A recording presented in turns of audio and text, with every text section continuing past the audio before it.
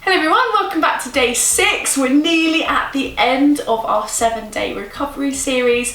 Today is going to be following on with what we looked at in day 5, really pushing those mobility and stretching exercises, as well as a little bit of strengthening and stability work around the core and the pelvic floor.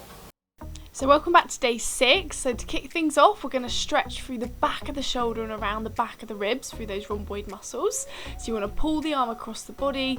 We're going to hold that for about 5 to 10 seconds and then repeating across the other side. So it just feels really nice to open all the way around the back of the shoulders, get that lovely movement in today. Next, we're going to do the ones that we've done on the other days. We're stretching through the lats down the side of the body. We're opening up through the ribs.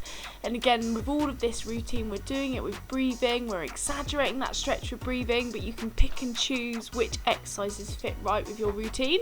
As today we're going to be doing it a little bit longer, and also we're going to be adding in some core activation and pelvic floor work to stabilise around the diaphragms and to help with that breathing. Next, we want to open up through the shoulders. Again, we're opening up through the upper ribs here, getting everything moving, opening up through the body. And then once we've moved through the shoulders, we're then going to rotate side to side. So we want to get that lovely rotation through the spine, through the ribs, and adding in that lovely movement through the body. So the idea today is we want to start to bring everything together a little bit more, uniting the routine so that you can start to see how you can get stuff moving. Next, we want to stretch obviously through the ribs still, but we're doing a figure 4 stretch, and the reason why is the diaphragm, so the big muscle that helps us breathe underneath the ribs, actually has fibrous attachments down into that lower back, so with the crura. So actually, if you're going to be stretching through the diaphragm, you also want to release through the lower back as well. This is also a great way to feel that rotation all the way up through the spine and add in that extra mobility. So we want to aim to hold for about 15 seconds on either side.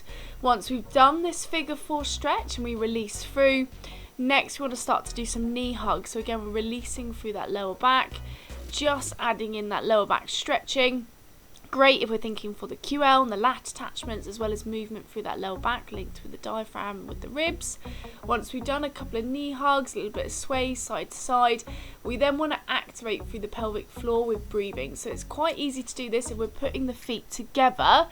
We're going to breathe in like we would that diaphragm breathing, where we're pushing the tummy out, and as we breathe out, we're going to pull the tummy down tight, and you want to imagine like you're lifting up towards your belly button.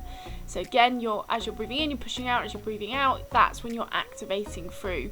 So we're looking at about 3 to 5 cycles of breathing in and then breathing out and activating through the pelvic floor. The reason why this is important is you're getting that diaphragm breathing in, you're adding in extra support, that core support to help with breathing, and also looking at the corresponding diaphragms between the one around the thoracic area and round into the pelvis. Finally, we want to activate through the core a little bit more. Again, really important to have that stability with breathing, that we're actually strengthening through here as well. So you want to make sure your back is flat, and then for about 10 to 15 seconds, you're going to do toe taps towards the floor to activate through those deep core muscles.